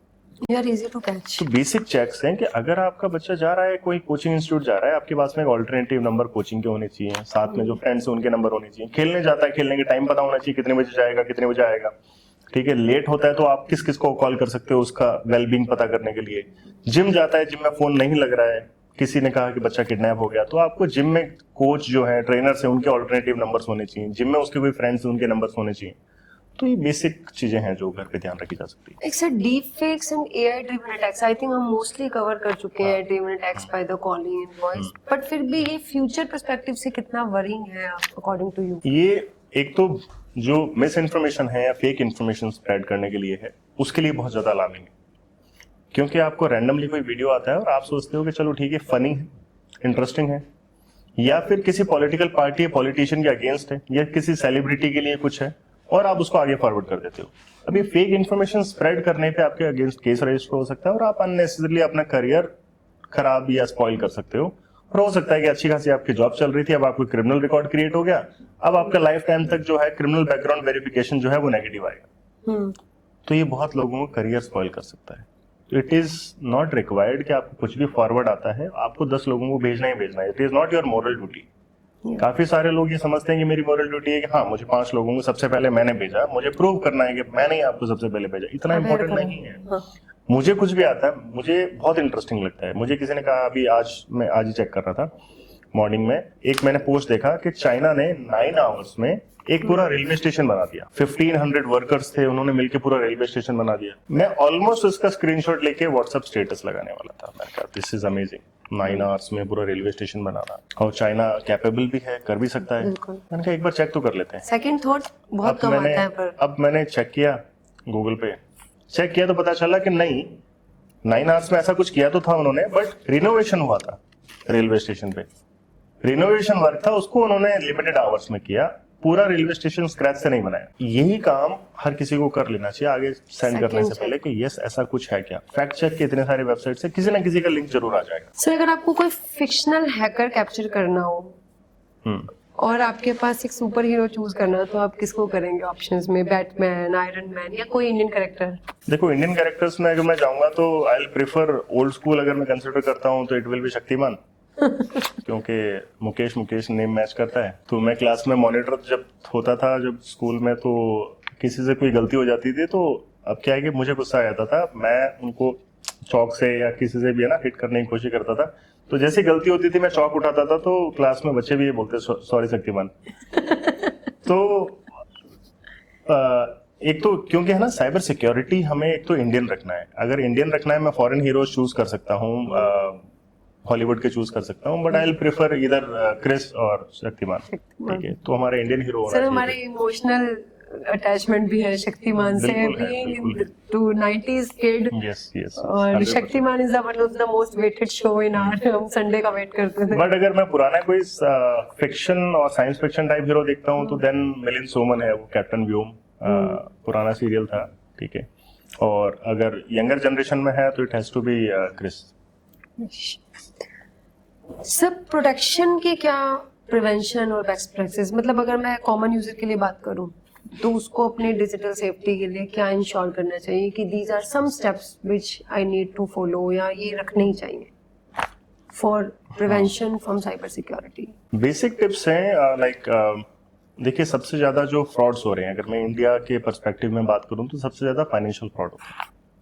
फाइनेंशियल फ्रॉड क्यों सबसे ज्यादा हो रहे हैं? एक जो ट्रेंड अभी इंडिया में चल रहा है वो चल रहा है इन्वेस्टमेंट स्कैम्स। स्टॉक मार्केट में इन्वेस्टमेंट, क्रिप्टो करेंसी में इन्वेस्टमेंट। अब स्टॉक मार्केट में एक फेक पोर्टल पे या फेक मोबाइल एप्लीकेशन में आपका अकाउंट क्रिएट करते हैं, आपको एक फेक ग्रोथ शो करते हैं और आपको लगता है कि आपकी एक्चुअल में इतनी ग्रोथ हो रही है, आप उसके अकॉर्डिंगली आप इन्वेस्ट करना स्टार्ट कर देते हैं और अल्टीमेटली आपको पता चलता है कि वो मनी आप विड्रॉ कर ही नहीं सकते। वो रियल नंबर नहीं है, पीछे कोई डेटा एंट्री ऑपरेटर बैठा है जिसने फेक नंबर्स आपको दिखा दिए और फेक ग्रोथ शो कर दी। लास्ट 3 days में मेरे पास 5 करोड़ के केसेस आए। ठीक है, इनफैक्ट 2 days में। अब इनके पास किसी के साथ 1 करोड़ का फ्रॉड हो गया, किसी के साथ 3 करोड़ का फ्रॉड हो गया, किसी के साथ 50 lakhs का हो गया, किसी के साथ 17 lakhs का हो गया। अब ये जो इतने कॉमन हो रहे हैं, अब ये तो वो है जिन्होंने अप्रोच करा है, जिन्होंने अप्रोच नहीं किया है, जो डेली हो रहे हैं, हंड्रेड्स थाउजेंड्स ऑफ लोग डेली जिनके साथ फ्रॉड हो रहा है और इन्वेस्टमेंट के नाम पे स्कैम हो रहा है। और ये स्कैम पहले ट्रेंड नहीं था, कोविड के बाद में हर किसी को लगा कि एक पैसिव इनकम भी होनी चाहिए, है ना, स्टॉक मार्केट जब से ये स्टॉक मार्केट और वेल्थ, इनफैक्ट जो मूवी आई हर्षद मेहता वाली 1992 स्कैम, उसके बाद में लोगों को स्टॉक मार्केट में भी काफी इंटरेस्ट आया कि हमें स्टॉक मार्केट में इन्वेस्ट करना चाहिए। बट स्टॉक मार्केट में अगर आपको इन्वेस्ट करना है, आपको स्टॉक मार्केट पे कोर्स अटेंड कर लो, कोई ट्रेनिंग प्रोग्राम अटेंड करो, ट्रेनिंग लो, पूरा सीखो इन्वेस्टमेंट होता कैसे है। इनफैक्ट पहले लोग लैंड में और गोल्ड में इन्वेस्ट करते थे, उसका रेशियो आजकल बहुत कम हो गया है, लोग स्टॉक मार्केट की तरफ ज्यादा जा रहे हैं। कि देखो, आपको व्हाट्सएप पे एक मैसेज आएगा, आपको स्टॉक मार्केट में इन्वेस्ट करना है, हम आपको टिप्स देते हैं, आप फ्री में ज्वाइन कर सकते हो इस ग्रुप को। अब जैसे आपको फ्री लगता है तो बोले ज्वाइन करके तो देख ही लेते हैं क्या होता है। पता नहीं क्या फिर वहां पे उनके जो साथी होते हैं वो पोस्ट करते हैं कि ये देखो मैंने ना इतना इन्वेस्ट किया था, मुझे इतना प्रॉफिट हो गया। आपको लगता है कि हर किसी को प्रॉफिट हो रहा है तो मैं भी इन्वेस्ट कर लूं, लेट अस स्टार्ट फ्रॉम 5,000 10,000। तो वो करते करते वो 5 lakhs 10 lakhs 20 lakhs 50 lakhs initial days में तो वो प्रॉफिट देते ही हैं। तो आपको प्रॉफिट लगता भी है और कुछ कुछ केसेस में वो विड्रॉ करने के लिए भी देते हैं, पर बाद में वो विड्रॉ करने के लिए नहीं देते। जैसे अमाउंट बड़ा हो जाता है फिर वो विड्रॉ करने नहीं देते। और फिर अगर अब 70-80 lakhs हो गया, 1 करोड़ हो गया, आप कहते हो मुझे विड्रॉ करना है, तो कहते हैं कि सर इसके ऊपर पहले टैक्स डिडक्शन होगा, आपको टैक्स के लिए पहले टैक्स पे करना होगा। तो वो 30% या 35% जो है वो टैक्स के नाम पे और पैसा ले लेते हैं, फिर वो 1 करोड़ का 1 करोड़ 35 lakhs हो जाता है। तो अल्टीमेटली आपको मिलता कुछ नहीं है, फाइनली आप केस रजिस्टर करते हो और आपकी रिकवरी है जो 10% 20% हो पाती है मोस्ट ऑफ द केसेस में। जिनमें अगर अच्छे से इन्वेस्टिगेशन होती है उनकी रिकवरी ज्यादा हो जाती है, जिनकी इन्वेस्टिगेशन नहीं हो पाती मोस्टली लेस देन 10% की रिकवरी है। तो 1 करोड़ में आपका 90 lakhs हो गया। और कंपनीज के लिए सर क्या चेकलिस्ट होनी चाहिए for cyber security that is most important for SME and MSMEs? Enterprise तो फिर भी अभी कहें तो थोड़ा बहुत फॉलो करने लग गए हैं, उनके पास कंसल्टेंट्स हैं, साइबर सिक्योरिटी एक्सपर्ट्स हैं, इनफैक्ट अफोर्ड कर सकते हैं, उनके पास में बजट है उसके लिए। होता है। तो आई विल रिकमेंड के हर एक कंपनी में जो बेयर मिनिमम है ना, जो बिल्कुल बेसिक मैं बोलता हूँ, वो आपकी एक ISMS पॉलिसी है, इंफॉर्मेशन सिक्योरिटी पॉलिसी आपकी हर एक कंपनी की होनी चाहिए। उसके लिए आप कोई भी स्टैंडर्ड फॉलो कर सकते हो। आप ISO 27001 का कर लो, ठीक है, ISO 27001 का स्टैंडर्ड फॉलो कर लो। जरूरी नहीं है कि आपको किसी को पे करना है, आप कोई कंसल्टेंट हायर मत करो अगर आपको नहीं करना है तो। आप सिंपली उसको पढ़ो। लेट अस सपोज आपके पास 2 लोग हैं, उन्होंने कंपनी शुरू की और उनके पास 3rd मेंबर भी नहीं है ना, अब उनके पास में कैपिटल ही नहीं है, किसी को हायर करना है, सर्टिफिकेशन या ऑडिट्स करवाना, ये सब नहीं है पैसा। कोई बात नहीं, अब ISO 27001 का आप डॉक्यूमेंट लो, आप उनके कुछ वीडियो ट्यूटोरियल्स देख लो, कोर्स देख लो कि हमें उसको इम्प्लीमेंट कैसे करना चाहिए। अपनी कुछ इंटरनल पॉलिसी बनाओ कि हमें क्या इन्फॉर्मेशन शेयर करनी है, क्या नहीं करना है। रिस्क आइडेंटिफाई करो कि मेरी कंपनी को रिस्क क्या है, और अगर आपके पास में थोड़ा भी अमाउंट है उसके लिए तो आप एक कंसल्टेंट हायर करके, फ्रीलांसर भी हायर करके आप उससे एक पॉलिसी डिजाइन करवाओ अपनी कंपनी के लिए। सबसे पहले, और अगर कोई ठीक ठाक कंपनी है ना, 15, 20, 50 मेंबर्स की कंपनी है या उससे ज्यादा मेंबर्स की कंपनी है, तो आपको प्रॉपर, सबसे पहले हर एक कंपनी के लिए इंपॉर्टेंट क्या है, हर कोई सोचता है कि मैं ऑडिट करवा लूं अपनी। ऑडिट करवाना इंपॉर्टेंट नहीं है, सबसे पहले आप ये देखो कि पॉलिसीज इंप्लीमेंट कर लो आप, ठीक है। मेजॉरिटी ऑफ कंपनीज गलती क्या करती हैं, सर्टिफिकेट बाय करते हैं। यू पे the fee and you will get the certificate. आपने कंपनी की डिटेल दी, आपको सर्टिफिकेट मिल गया, 2100 में भी मिल जाता है ISO 27001, ठीक है, बट वो आपकी कोई काम का नहीं है, ठीक है। मे भी हो सकता है किसी क्लाइंट को आपको शो करना हो तो आपके लिए काम का है, बट क्लाइंट जब उस कंपनी की रेपुटेशन देखेगा जिसने सर्टिफिकेट इशू किया तो पता चल जाएगा वो तो इतने इतने रुपए में सर्टिफिकेट बेचता है, ठीक है, वो तो ऑडिट भी नहीं करते। अब प्रॉब्लम्स क्या होता है, जैसे अगर मैं काफी सारी कंपनीज के जो केसेस में हैंडल करता हूँ उसके अंदर प्रॉब्लम ये होता है कि किसी एम्प्लॉय ने फ्रॉड कर लिया, ठीक है, तो इंटरनल टीम के साथ बहुत सारे रिस्क होते हैं। कोई इंटरनल टीम मेंबर था, वो आपके क्लाइंट को लेके चला गया, उसने सेपरेट कंपनी स्टार्ट कर ली। तो एक कंपनी को सबसे बेसिक काम, ये हर जगह होता है मैम, हर कंट्री में होता है इनफैक्ट, ठीक है। तो सबसे पहला काम ये है कि जब आपकी पॉलिसी डिजाइन होगी ना, पॉलिसी डिजाइन करने से पहले आपको इंटरनल और एक्सटर्नल रिस्क आइडेंटिफाई करने होते हैं। अच्छा, मेरी कंपनी में क्या क्या रिस्क है, अरे मेरा डेटा बहुत इंपॉर्टेंट है, ये कहीं नहीं जाना चाहिए, अच्छा नोट डाउन दिस पॉइंट, ठीक है। अरे मेरे एम्प्लॉय अगर लेके चला गया तो, उसने किसी को मेल कर दिया तो, ये आपके लिए रिस्क है। You note down all the risk, internal और एक्सटर्नल।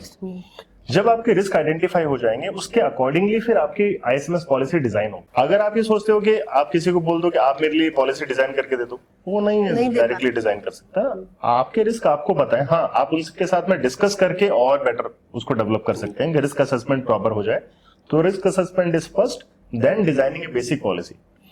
उसके बाद में if you want ISO certification, उसके लिए आपको ऑडिट के लिए जाना है जाओ, नहीं जाना है मत जाओ, पर bare minimum is ISMS policy होना, ये बहुत ज्यादा इंपॉर्टेंट है। क्योंकि आई हैव सीन कंपनीज, किसी के साथ इंसिडेंट हो गया, अभी रिसेंटली मैं केस इन्वेस्टिगेट कर रहा था एक कंपनी का, तो उनके क्या है कि मल्टीपल एयरपोर्ट्स पे इससे रिगार्डिंग कुछ वर्क है उनके पास, तो अराउंड कुछ 14-15 एयरपोर्ट्स का वर्क उनके पास में है। तो उनका कोई इंसिडेंट था, उसके इन्वेस्टिगेशन करना था, तो केस जिस दिन इंसिडेंट हुआ उसके ऑलमोस्ट 45 डेज तक वो डिसाइड ही नहीं कर पाए उन्हें एक्शन क्या करना है। तो डिसीजन मेकिंग किसको करना है, who will do the decision making. तो इंसिडेंट अगर हो जाता है, इसलिए आपकी जब इंसिडेंट रेस्पॉन्स की पॉलिसी बनेगी तो इंसिडेंट रेस्पॉन्स में लिखा होगा कि इंसिडेंट हुआ तो नेक्स्ट स्टेप्स क्या है, तो एटलीस्ट कोई उसको रेफर कर सकता है और उसको फॉलो कर सकता है। बिल्कुल। किस एजेंसी को अप्रोच करोगे आप, है ना, आगे का स्टेप कौन है, डिसीजन मेकर कौन है इसके अंदर, हेड ऑफ द डिपार्टमेंट कौन है इंसिडेंट रेस्पॉन्स का। इफ यू थिंक हर काम सीईओ ही कर लेगा और सीईओ अवेलेबल नहीं है, तो सीईओ बिजी है, फॉरेन ट्रेवल कर रहे हैं, फैमिली के साथ बाहर है, तो फिर तो नहीं होने वाला काम, फिर तो वो एक्सटेंड हो गई ना, है ना। अगर ये पर्सन अवेलेबल नहीं है तो नेक्स्ट पर्सन क्या है, क्योंकि इंसिडेंट रेस्पॉन्स आपका वेट नहीं करेगा इंसिडेंट होने के बाद में। अगर आपके कोई रैंसमवेयर अटैक हुआ, रैंसमवेयर अटैक के केस में आपको करना क्या है, अगर आप यही सोचते रहोगे कि नहीं 10 दिन बाद, नहीं 1 महीने बाद देखते हैं, तो हो सकता है कि एविडेंसेस जो है वो डिस्ट्रॉय हो जाए और आपको लॉग्स नहीं मिले। तो ये बहुत सारे केसेस में हो जाता है, फिर वो लोग रिग्रेट कर रहे होते हैं।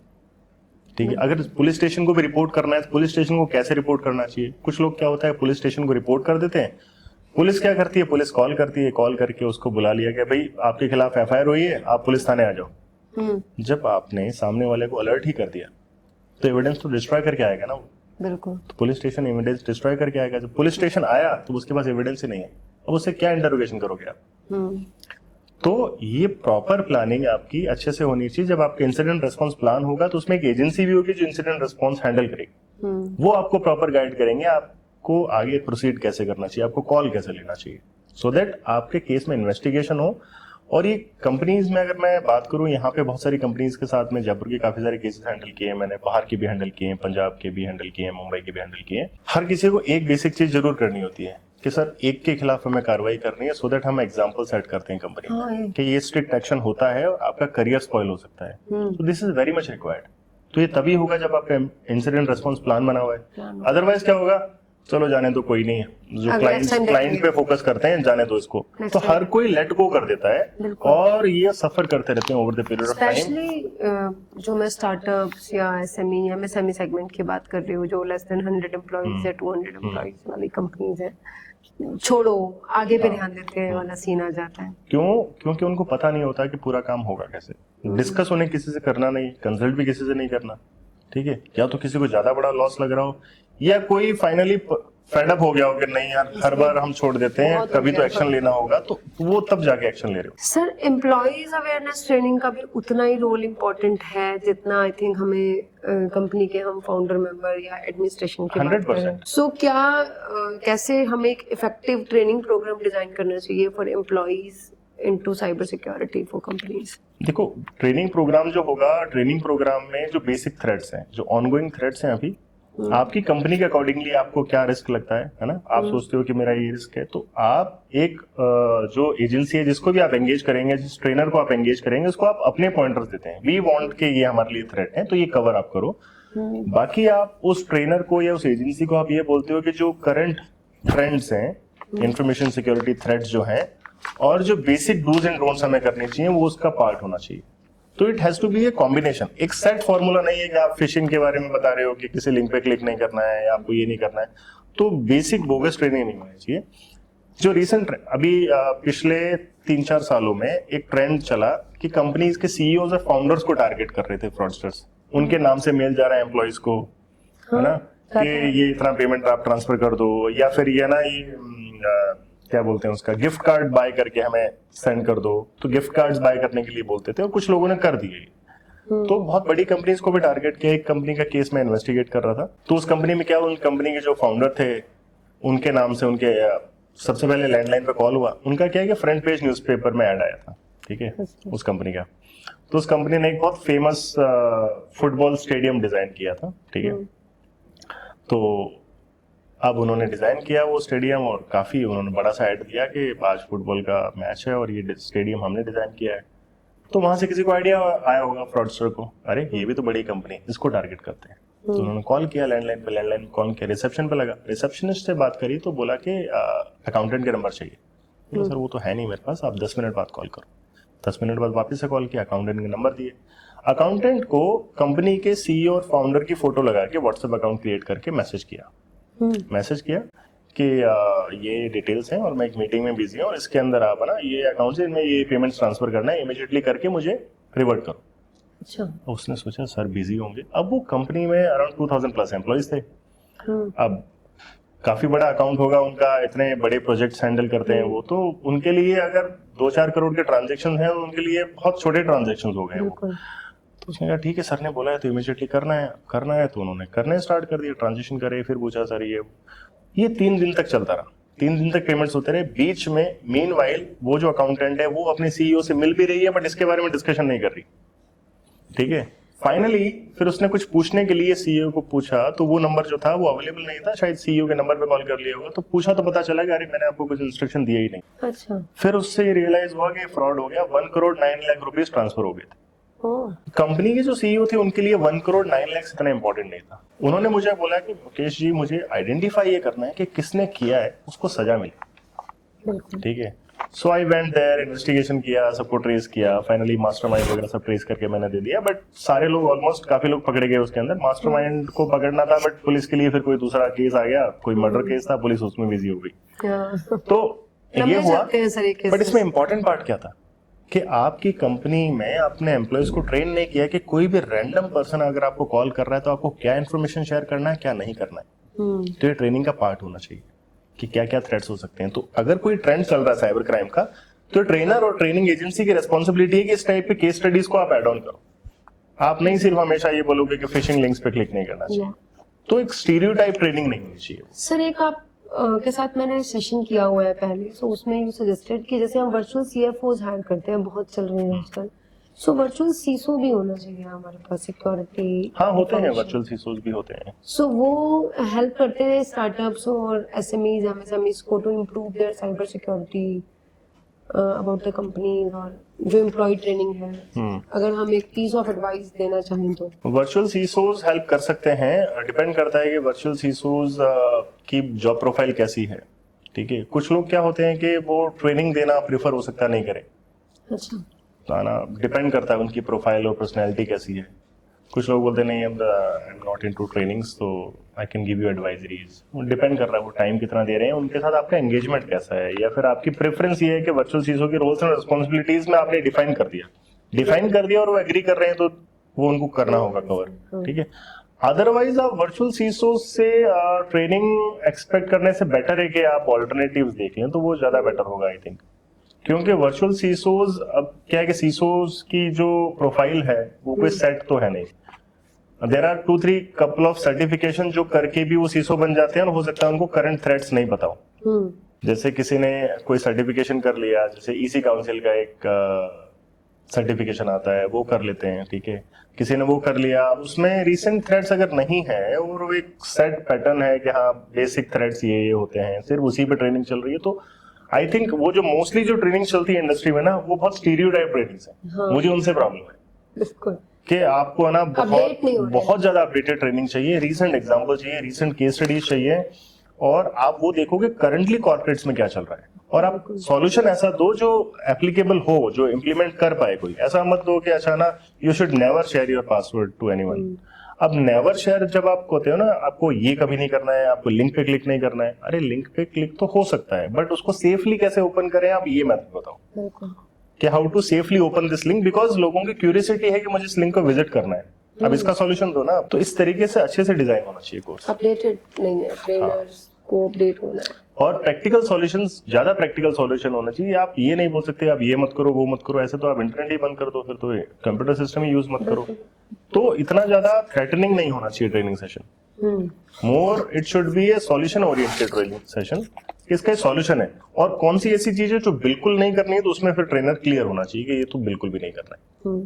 So moving forward global trends, और अगर हम फ्यूचर की बात करें साइबर सिक्योरिटी में, तो अभी इट्स वेरी कॉमन, हम सुन रहे हैं कि दो नेशंस के बीच में एक डिजिटल वॉर चल रहा है या साइबर वॉर चल रहा है। सो इस पे आपका क्या थॉट है, या क्या पर्सपेक्टिव है? साइबर वॉर पिछले काफी सालों से चल रहा है। आई थिंक जो सबसे पहला कंट्री था जिन्होंने ये बोला था ओपनली, दैट वाज चाइना, जिसने बोला था कि we are using computer systems as weapon. तो ये कुछ लोग डिक्लेयर कर लेते हैं टाइमली, कुछ लोग एक्सेप्ट कर लेते हैं, कुछ लोग नहीं एक्सेप्ट करते। किसको कितना भी पूछो तो वो बोलेगा नहीं जी हम तो बिल्कुल नहीं करते हैं। हर किसी के पास में अपनी एक टीम है जो ऑफेंसिव क्रॉस बॉर्डर ऑपरेशंस करती रहती है और सालों से करते आए हैं, क्योंकि इंफॉर्मेशन वॉरफेयर है और आपको इंफॉर्मेशन और डेटा नहीं है तो आपको कुछ भी नहीं होगा, आपका काम नहीं होगा। ठीक है, अगर ऑपरेशन सिंदूर भी हुआ और वहां पे हमारे पास इंफॉर्मेशन है ही नहीं कि कहाँ पे आपको अटैक करना है, ठीक है, किसको टारगेट करना है, तो आप मिसाइल को क्या गाइडेंस दोगे? तो इंफॉर्मेशन तो रिक्वायर्ड है और इंटेलिजेंस का काम ही यही है। तो इंटेलिजेंस जो है वो फील्ड इंट भी है और साइबर इंट भी है, तो दोनों का कॉम्बिनेशन है कि फील्ड से भी इंटेलिजेंस आ रही है, साइबर से भी इंटेलिजेंस आ रही है। कई बार क्या होता है कि फील्ड के इंटेलिजेंस को साइबर इंटेलिजेंस से क्रॉस वेरीफाई करके देखा जाता है एजेंसीज में। और जिस तरीके से टेक्नोलॉजी आपकी बढ़ती जा रही है, हर एक कंट्री को over the period of time ultimately ये करना होगा कि मेनली अपने क्रिटिकल इंफ्रास्ट्रक्चर की सिक्योरिटी के लिए आपको कंट्री मेड सॉल्यूशंस पे डिपेंडेंट रहना होगा। आप अदर कंट्री पे डिपेंडेंट नहीं रह सकते फॉर अ लॉन्गर रन। ठीक है, जैसे पेजर वाला जो अटैक किया इजराइल ने, ठीक है, तो उसमें यही हो रहा है कि अगर आप दूसरी कंट्री का डिवाइस ले रहे हो, उसके अंदर पता नहीं क्या होगा, यू नेवर नो, है ना, वो ब्लास्ट भी हो सकता है, एक्सप्लोड हो सकता है, सर कुछ भी अभी हो सकता हेल्थ है। टेक में भी हम बहुत देख रहे हैं जो हेल्थ डिवाइसेस आ रही हैं, वो बहुत बाहर की कंट्री से आ रही है, कोई कोरिया से आ रही है, कोई हमारे कंप्लायंसेस तो ये कहते हैं कि हमारा डेटा बाहर नहीं जाना चाहिए। आई थिंक मैं शायद आउट ऑफ कंटेक्स्ट हो गई, बट सुना है ये बहुत। सो इसमें क्या साइबर सिक्योरिटी का रोल है? डेटा तो हम लोग रख लेते हैं, बट उस डिवाइस में क्या है? जैसे हमारे डिवाइसेस की बात देखो ये बेटर हो जाएगा जब, क्योंकि ऑलरेडी डेटा लोकलाइजेशन की बात चल रही है, ठीक है, कि इंडिया का डेटा इंडिया में ही रहे, इंडिया का डेटा बाहर नहीं जाए। दूसरा पार्ट ये है कि गूगल और इन सबको भी इंस्ट्रक्शंस हैं कि भाई आप यहाँ पे अपने सर्वर सेटअप करो, आपके इंडिया से बाहर नहीं रहेगा डेटा। कल को हमें अगर किसी भी हमारे इंडियन का डेटा चाहिए, एजेंसी को चाहिए इन्वेस्टिगेशन पर्पस या नेशनल सिक्योरिटी पर्पस, तो डेटा मिले तो सही। गूगल से आप रिक्वेस्ट करते हो, गूगल कहता है कि आप अमेरिका के कोर्ट का ऑर्डर लेके आओ। हाँ, यहाँ पे अगर कोई इंडिया से रिगार्डिंग कोई इन्फॉर्मेशन है, अमेरिका के कोर्ट का ऑर्डर हमें क्यों चाहिए? बिल्कुल। तो फिर एजेंसीज तो हेल्पलेस हो जाएंगी, वो तो इन्वेस्टिगेट ही नहीं कर सकते। So how they will be able to protect the country? तो ये चैलेंजेस हैं। ऐसे ही जैसे ये डीपीडीपी, क्योंकि डीपीडीपी एक्ट हमारा ऑलरेडी बिल तो आ गया 2023 अगस्त में, है ना, 2025 आ गया। वी आर स्टिल एक्सपेक्टिंग कि अब इस साल अगर एग्जीक्यूट हो जाए तो ठीक है, अदरवाइज नेक्स्ट ईयर अगर स्टार्ट हो जाएगा, एप्लीकेबल हो जाएगा। तो डीपीडीपी आने के बाद में बहुत सारे प्रॉब्लम्स डेटा प्राइवेसी को लेके उसके सॉल्यूशंस हो जाएंगे और कंपनीज को इसकी कंप्लायंस करनी होगी। तो आई थिंक उसके बाद में ये चीजें बेटर हो जाएगी प्राइवेसी को लेके। सर अभी आपको क्या लगता है कि इंडिया में रेगुलेशंस और लॉज ऑफ आईटी एक्ट या डेटा प्राइवेसी और डिजिटल एविडेंसेस को लेके, मतलब हम कहाँ स्टैंड कर रहे हैं, या इंडिया कहाँ स्टैंड कर रहा है at this point of? IT act में हम नाइजीरिया से पीछे हैं, ठीक है। नाइजीरिया का साइबर लॉ जो है वो इंडिया से बेटर है।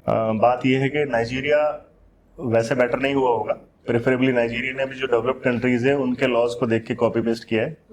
बस ये है कि हमें कॉपी पेस्ट करने में टाइम लग रहा है, ठीक है। अगर हमें रेफरेंस लेना है, बहुत ज्यादा टाइम लग रहा है फिर तो। मतलब 2008 के बाद में इंडियन आईटी एक्ट में कोई अमेंडमेंट नहीं है। इंडियन आईटी एक्ट के अकॉर्डिंगली एक इंस्पेक्टर रैंक के ऑफिसर को ही साइबर क्राइम केस इन्वेस्टिगेशन करने की परमिशन है, उसके अलावा कोई कर नहीं सकता। तो नीचे रैंक के ऑफिसर कर नहीं सकते। अच्छा। गांव में, रूरल एरियाज में सब इंस्पेक्टर रैंक के जो ऑफिसर होते हैं वो होते हैं SHO of the police station. तो अगर कोई उस पुलिस स्टेशन के एरिया का कोई इंडिविजुअल है जो साइबर क्राइम केस रिपोर्ट करने जा रहा है, वो आईटी एक्ट का केस उस पुलिस स्टेशन में रजिस्टर ही नहीं हो सकता। You need to go to other police station.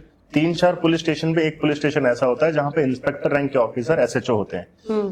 फिर उन एसएचओ के लिए दिक्कत ये है कि भाई 4 थानों के केस मैं अकेला देख रहा हूँ, उनके पास क्यों नहीं जा रहे? आईटी एक्ट में अमेंडमेंट हो जाना चाहिए कि हेड कांस्टेबल से लेके सब इंस्पेक्टर तक सभी इन्वेस्टिगेट कर सकते हैं साइबर क्राइम के केस। तो एक ही ऑफिसर के ऊपर सारे केसेस का बर्डन नहीं है। तो ऑफिसर्स क्या करते हैं, इसलिए केस रजिस्टर करने से बचते हैं। बिल्कुल। कि केस रजिस्टर ही नहीं करना पड़े, पूरा थाना भी मुझे संभालना है, सारे साइबर क्राइम के केस भी मुझे हैंडल करने हैं, लॉ एंड ऑर्डर भी मुझे ही संभालना है, तो मैं क्या क्या करूं। तो ऑब्वियसली ये अमेंडमेंट ये बहुत इंपॉर्टेंट अमेंडमेंट है जो होना चाहिए along with other amendments. Blockchain के बारे में, वेब3 के बारे में, एआई के बारे में हमारे आईटी एक्ट में कुछ नहीं है। इंटरेस्टिंगली हमारे आईटी एक्ट में हैकिंग वर्ड भी नहीं है कि हैकिंग क्या होता है। सो इफ यू से हैकिंग, तो हमारे इंडियन आईटी एक्ट उसको रिकॉग्नाइज नहीं करता। बहुत कुछ है। तो बहुत ज्यादा बड़े अमेंडमेंट होना जरूरी है। आप सोचिए 2008 में क्या था टेक्नोलॉजी और अभी क्या है। फ्रॉडस्टर्स इतने आगे निकल गए। अभी अगर आपको मैं मैसेज सेंड कर देता हूँ कि आई विल किल यू, तो आईटी एक्ट में ऐसा कोई सेक्शन नहीं है जो मुझे बुक कर सके उसमें। तो अगर ऑफेंसिव मैसेज मैं सेंड कर रहा हूँ उसमें भी मेरे खिलाफ कोई केस ही नहीं बनता है, तो आईटी एक्ट में काफी ज्यादा अमेंडमेंट होने की रिक्वायरमेंट है। तो बहुत सीरियस ऑफेंसेस हैं जो कवर नहीं हो रही, इसके अंदर बहुत टेक्नोलॉजीज हैं जो कवर नहीं। सर जियोपॉलिटिकल टेंशंस बहुत इंक्रीज हो रही हैं, जो क्रॉस बॉर्डर अटैक्स हैं, उसके लिए हमारे देश को या इंडिया को कैसे प्रिपेयर होना चाहिए? सबसे जो इम्पोर्टेंट है, जैसे मैंने आपको बताया कि जो पॉलिसी है ना, आईएसएमएस जो पॉलिसी है उसको सीरियसली एग्जीक्यूट करने की बहुत ज्यादा रिक्वायरमेंट है। जैसे हमारे जो क्रिटिकल इंफ्रास्ट्रक्चर्स हैं, है ना, जो भी क्रिटिकल इंफ्रास्ट्रक्चर है वहां पे अगर अटैक होता है, अगर मान लीजिए कि किसी डेटा सेंटर पे अटैक हो रहा है या फिर एम्स पे जो अटैक हुआ, ठीक है, अब यहाँ पे क्या हो रहा है कि विंडोज ऑपरेटिंग सिस्टम है, उसके अंदर वल्नरेबिलिटी है और पैच नहीं हुआ। तो आपकी जो पैच मैनेजमेंट की पॉलिसी थी आईएसएमएस में, पैच मैनेजमेंट पॉलिसी के अकॉर्डिंगली आप पैच ही नहीं कर रहे वल्नरेबिलिटीज को। बिल्कुल। वो वल्नरेबिलिटी थी, उस वल्नरेबिलिटी को अटैकर्स ने एक्सप्लॉइट किया और डेटा सारा इन्फेक्ट कर लिया। तो पॉलिसी जब आप बनाते हो तो सिर्फ उसको बना के उसको प्रिंट आउट करके रखना नहीं है कहीं पे, या किसी फोल्डर में कंप्यूटर में सिर्फ रखना नहीं है, उसको एग्जीक्यूट भी करना है। बिल्कुल। तो पैच मैनेजमेंट की एक पॉलिसी जो है उसको बहुत सीरियसली लेने की रिक्वायरमेंट है, चाहे वो एक कॉर्पोरेट हो, चाहे वो एक गवर्नमेंट ऑर्गेनाइजेशन हो, चाहे वो क्रिटिकल इंफ्रास्ट्रक्चर हो। सबके साथ एक कॉमन प्रॉब्लम है पैच मैनेजमेंट, जिसकी वजह से मेजॉरिटी ऑफ सिस्टम्स कॉम्प्रोमाइज होते हैं, इंक्लूडिंग क्रिटिकल इंफ्रास्ट्रक्चर। मुंबई में ब्लैकआउट हुआ, वहां पे भी यही प्रॉब्लम थी, ठीक है। पावर ग्रिड पे अटैक हुआ, अब वहां पे क्या हो रहा है कि वल्नरेबिलिटी थी, वल्नरेबिलिटी को एक्सप्लॉइट किया, अब वल्नरेबिलिटी का पैच ही नहीं किया आपने। तो एक तो ऑडिट जो है, ऑडिट फॉर्मेलिटी के लिए नहीं होना चाहिए। ऐसा नहीं है कि आप ऑडिट किसी कंपनी को, ऐसी कंपनी को दोगे जिन्होंने बिड जो है वो लो किया था, तो L1 bidder should not be the only criteria to select the company. ठीक है, आपको कंपनी सिलेक्शन सही करना होगा। अगर उसने आपकी सही, it is like selecting a doctor. आप क्यों जाते हो किसी भी डॉक्टर के पास में? जब आपको कोई प्रॉब्लम होती है आप क्या देखते हो? स्पेशलिस्ट चाहिए हमें। स्पेशलिस्ट। अच्छा, सबसे बेस्ट डॉक्टर कौन है, मुझे उनके पास अच्छा जाना सर्जन है। आप ये तो नहीं बोलते कि अरे सबसे सस्ता कौन सा है, मुझे उसके पास जाना है। तो हर कोई ये चाहता है कि उसका बेस्ट टू बेस्ट ट्रीटमेंट हो। तो cyber security audits are related to the same thing only, कि बेस्ट टू बेस्ट ऑडिट होना चाहिए आपका, कि वल्नरेबिलिटी नहीं बचे कोई भी। और बहुत सारी कंपनीज है जो क्या करते हैं कि ठीक है, सर्ट के साथ एम्पैनलमेंट कर लिया, now they will be able to audit your organisation.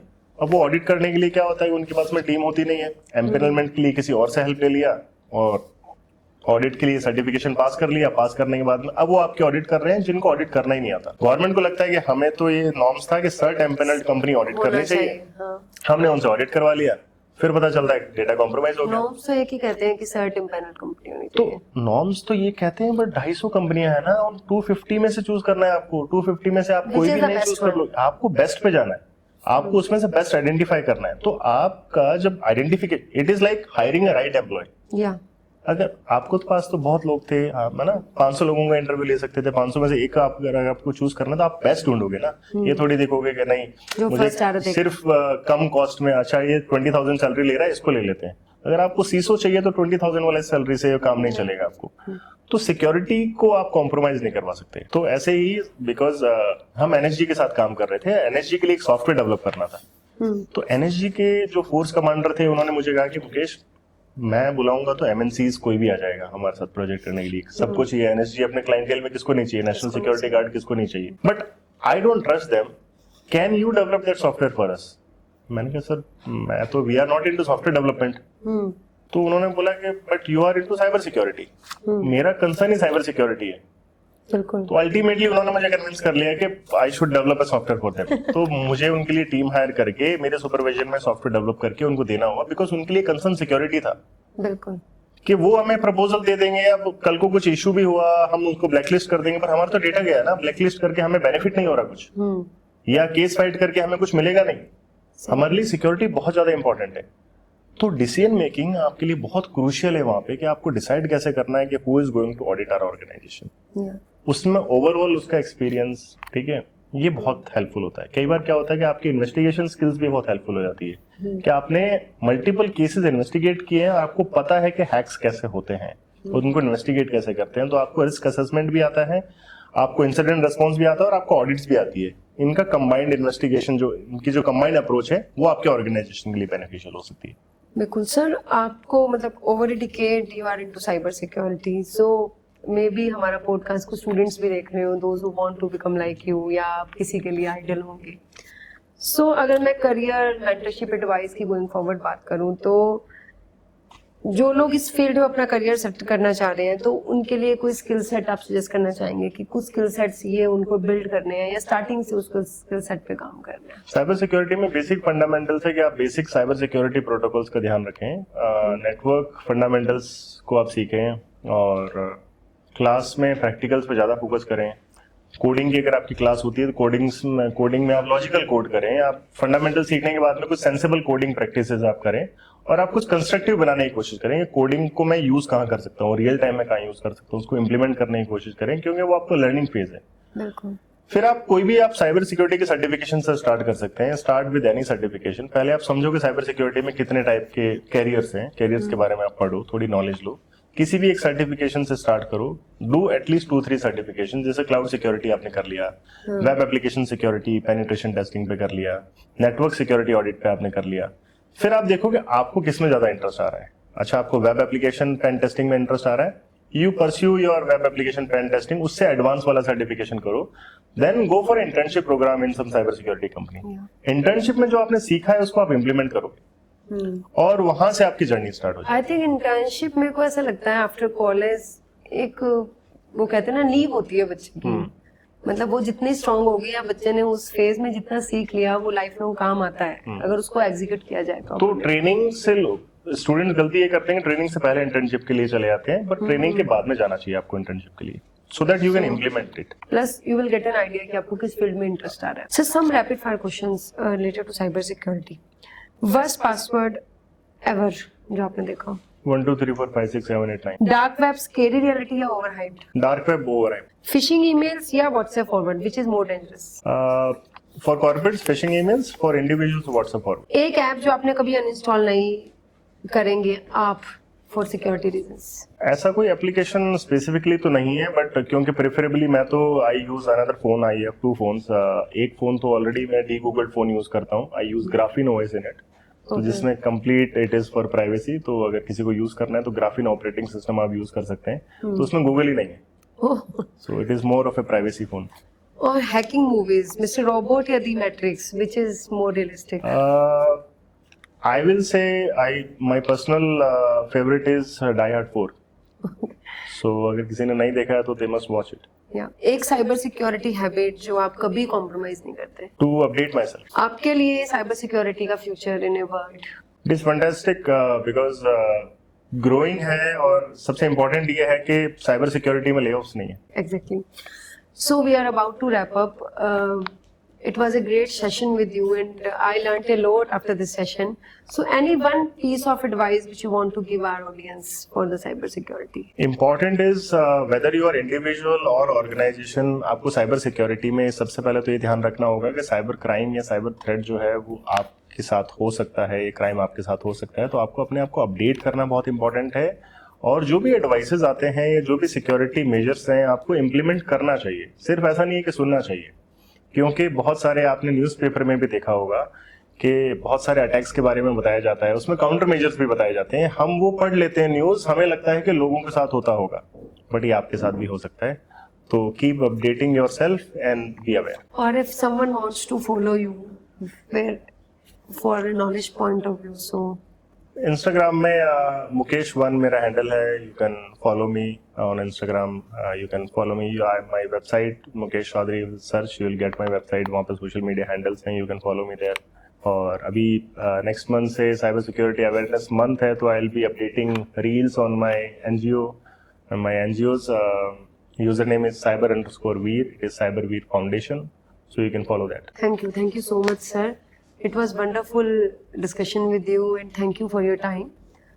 Thank you so Thank you, much. ma'am.